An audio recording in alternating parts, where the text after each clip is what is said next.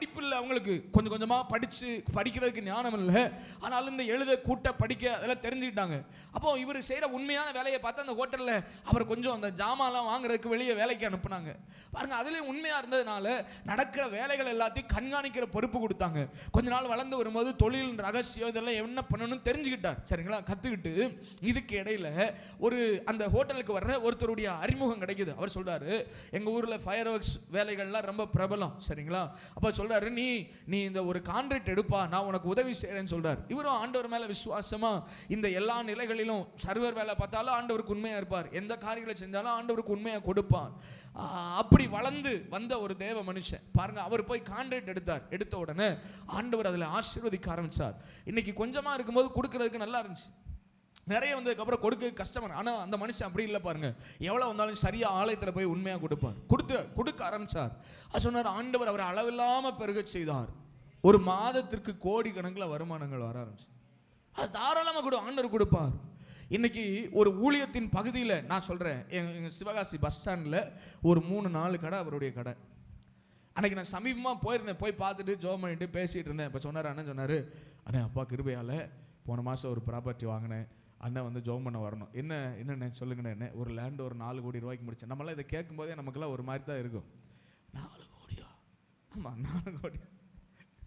ஏன்னா அப்படி தான் சொன்னேன், 4 கோடிக்கு முடிச்சேனே, ஆண்டவர் நம்மளை ஆசை இருக்குது. நாங்கள் வருடந்தோறும் ஒரு யூத் கேம்ப் ஒன்று நடத்துவோம், பல லட்ச ரூபாய் செலவாகும் அந்த கேம்புக்கு. அப்போ என்கிட்ட சொன்னார், என்ன அடுத்த கேம்ப்பு வந்து நீங்கள் யார்ட்டையும் கேட்கக்கூடாது, நான் ஒருத்தனா தான் தருவேன். நீங்கள் நல்லா கவனிங்க, ஒரு விசுவாசியுடைய இருதயத்தை கவனிங்க. கர்த்தருக்கு கொடுக்கணும்னு நினச்சப்ப தேவனும் தம் கரத்தை தாராளமாக அந்த மனுஷனுக்கு எனக்கு பாஸ்டர் ஜெபிக்கும் போது ஆண்டவர் இப்படி ஒரு காரியம் கற்றுக் கொடுத்தார். என்ன தெரியுமா? நல்ல கவனிங்க, நீ என் ராஜ்யத்தில் கை வச்சனா நான் உன் குடும்பத்தில் கை வைப்பேன். சபையில் அது நடக்கும். இன்னைக்கு ஒரு தேவனுடைய காரியத்துக்காக சபையில் ஏழை விட வேண்டியிருக்கு. யாரெல்லாம் வாக்கு பண்றீங்க? பாதி பேருக்கு தலை கீழே போயிருது. கர்த்தருக்கு கொடுக்க மனசு இல்லை நமக்கு. நல்ல கவனிங்க. நமக்கு அந்த இருதயம் வர மாட்டேங்குது. கொடுக்கணும்னு சொல்லிட்டு அப்படியே முகம் சுருங்கிடுது. பாஸ்ட் ஆள் வச்சு பேசுறாரு, பிச்சு புடி உங்களை எல்லாத்தையும். நல்லா கவனிங்க, பாஸ்ட் தப்பா நினைக்க மாட்டேன்னு நினைக்கிறேன். அப்படிலாம் ஒரு ஊழியக்காரங்க பேச வேண்டிய அவசியம் கிடையாது. எனக்கு ஆண்டவர் சொன்ன வார்த்தைகளை நான் சொல்றேன். நான் இந்த பிரசங்கத்தின் முழுமையை பேசணும்னா சபைக்குள்ள ஒரு ஆள் உட்காரலான்னு எனக்கு தெரியல. நல்ல கவனிங்க, ஒரு சபைக்குள்ள அதுக்கு இருதயம் இல்லை.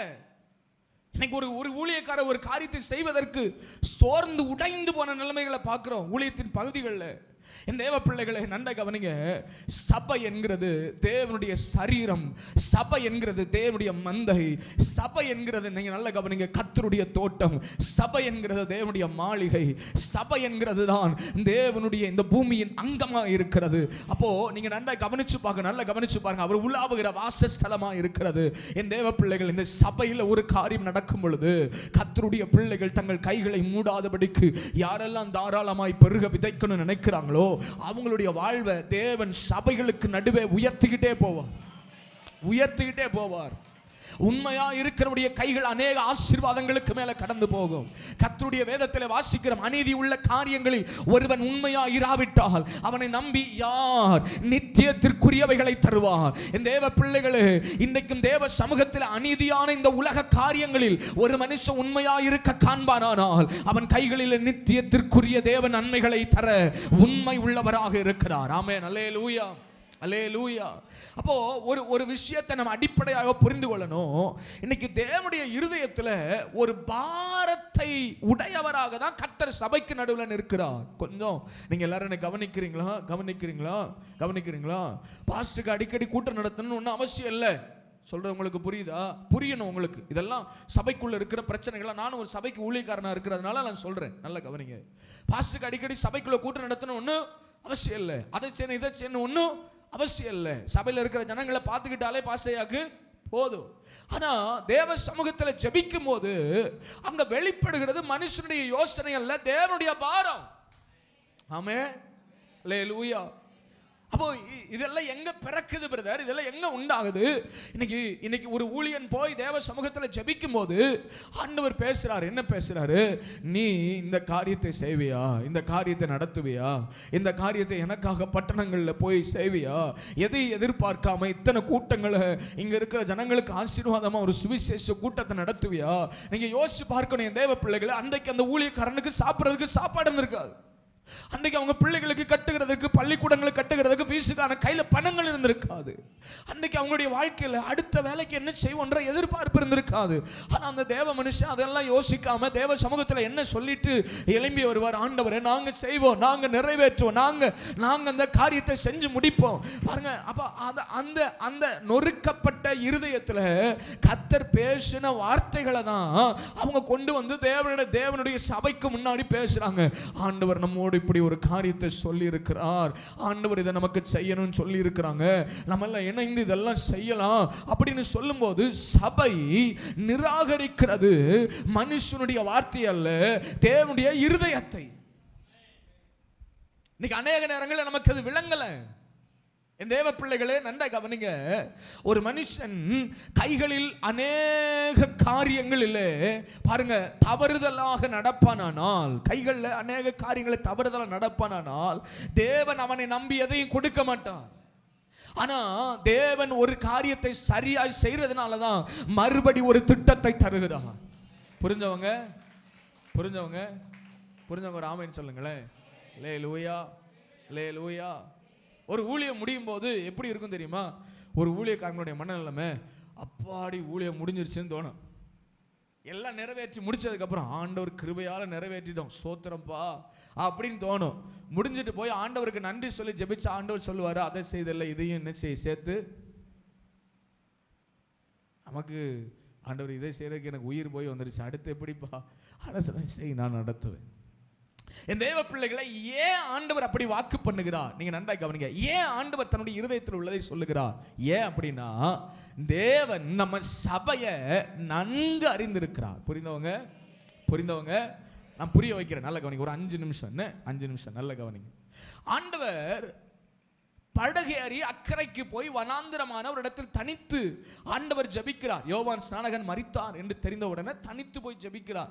யோவான் 6ஆம் அதிகாரம், மத்தேயு 14ஆம் அதிகாரம் நீங்க வீட்டில் போய் வாசிங்க, சொல்றதுக்கு நேரம் இல்லை. ஆண்டவர் போய் தனித்து ஜெபிக்கிறார். ஜெபித்து கொண்டிருக்கும் போது அவரை தேடிக்கொண்டு திரளான ஜனங்கள் அவருக்கு பின் சென்றார்கள் என்று வேதத்தில் வாசிக்கிறோம்.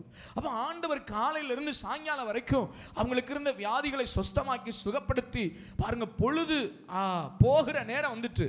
அப்ப சீசர்கள் வேகமா போய் இயேசுபாட்ட சொல்றாங்க, ஆண்டவரே, இதோ பொழுது சாய்கிறது, சாயங்கால வேலையும் ஆயிற்று, ஜனங்கள் தங்களுக்கு ஆகாரம் கொள்ளும்படிக்கு அவர்களை அருகில் உள்ள கிராமத்து அவர்களை அனுப்பிவிட வேண்டும் என்று வேண்டிக் கொண்டார்கள். அப்பொழுது ஆண்டவர் சொல்லுகிறார், அவர்களுக்கு வேண்டியதை நீங்களே கொடுங்கள்.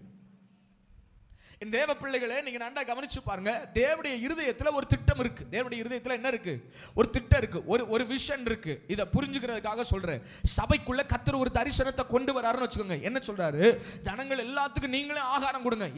ஏறக்குறைய சாப்பிட்டதுல புருஷர்கள் மட்டும் எத்தனை பேர்? சரியா? ஸ்திரீகள் பிள்ளைகள் கணக்கில் இல்லை. அப்ப நீங்க நல்லா கவனிக்கணும். 5000 ஆண்கள் மட்டும் உள்ள இருக்கிறாங்க. அது போக பிள்ளைகள் இருக்கிறாங்க. எப்பயுமே உங்களுக்கு தெரியும், சபையில யாரை விட யார் கூட இருப்பா?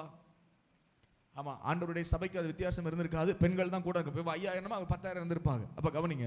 அப்ப ஏறக்குறைய ஒரு 10,000க்கு அதிகமான மக்கள் அங்க இருக்கிறாங்க. ஆனா சீசர்கள்ட்ட ஆண்டவர் தம்முடைய இருதயத்தை சொல்றார், நீங்க அவர்களுக்கு கொடுங்கள். என் தேவ பிள்ளைகளே, கொடுங்கள்னு சொன்ன உடனே இவங்க சொல்றாங்க, ஆண்டவரே, நாங்க என்ன செய்வோம்? ஒருவனுக்கு பணத்துக்கு கொண்டாலும் இவ்வளவு பணம் ஆகுமே, இது பத்தாதே, இது அவர்களுக்கு போதாதே என்று சொல்லி ஆண்டவருடைய சமூகத்தில் அவர்கள் சொல்லுகிறத பார்க்கிறோம். என் அருமையான தேவனுடைய பிள்ளைகளே, தேவன் தாம் செய்ய போகிறதை அறிந்திருந்தபடியினாலே அவர்களை சோதிக்கும்படிக்கு அப்படி சொன்னார். என்ன? அவங்கிட்ட ஏற்கனவே 5 அப்போ 2 மீன் இருக்கின்றது கர்த்தருக்கு சொல்லுங்க தெரியும். அந்த 5 அப்போ 2 மீன் இருக்கின்றது யாருக்கு தெரியும்? கர்த்தருக்கு தெரியும். அதை எப்படி பெருக வைக்க போகிறன்றது என்ன தெரியும்? கர்த்தருக்கு தெரியும். அப்ப ஆண்டவருக்கு ஒரு திட்டம் இருக்கும் பொழுது அந்திரேயா போய் சொல்லுகிறாரு, எங்களிடத்தில் 5 அப்பம் 2 மீனுமே அல்லாமல் வேறொன்றும் எங்களிடத்தில் இல்லை. இது 5000 புருஷர்களுக்கு எம்மாத்திரம் என்று சொல்லுகிறார். என் தேவ பிள்ளைகளே, அப்போ ஒரு விஷயத்தை நீங்க நல்லா கவனிங்க. காலம் தெரியுது நமக்கு. என்ன தெரியுது சொல்லுங்க? காலம் தெரியுது. என்ன தெரியுது? காலம் தெரியுது. நல்லா கவனிக்கணும். ரெண்டாவது கவனிச்சீங்கன்னா ஜனங்களின் நிலை தெரியுது. என்ன தெரியுது சொல்லுங்களேன்? ஜனங்களின் நிலை தெரியுது. மூணாவது எங்க போய் வாங்கணும்னு தெரியுது. எங்க போய் சொல்லுங்க? எங்க போய் வாங்கணும்னு தெரியுது. சீஷர்களுக்கு என்னென்ன தெரிஞ்சிச்சு? எந்த காலம் தெரியுது, ரெண்டாவது ஜனங்களுடைய நிலை தெரியுது, மூணாவது எங்க போய் வாங்கணும்னு தெரியுது. அப்போ ஒரு விஷயத்தை நன்றாக கவனிங்க.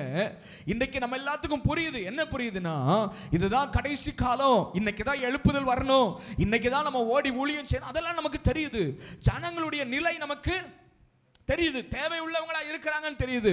இதை எப்படி பண்ணா, என்ன செஞ்சா, எங்க போனா இது நடக்கும்னு நமக்கு தெரியுது. அப்ப நல்லா கவனிங்க. இதெல்லாம் தெரிந்த ஒரு கூட்டத்துல தான் ஆண்டவர் சொல்றாரு, நீங்களே கொடுங்கள். ஆமென், அல்லேலூயா. என்ன செய்யுங்க? நீங்களே. அப்போ நீங்க நல்லா கவனிங்க. இந்த ஆத்தும பாரம் இல்லாத ஒரு கூட்டத்துக்கு நடுவுல தேவன் எந்த திட்டத்தையும் தருவது இல்லை. அல்லேலூயா, அல்லேலூயா.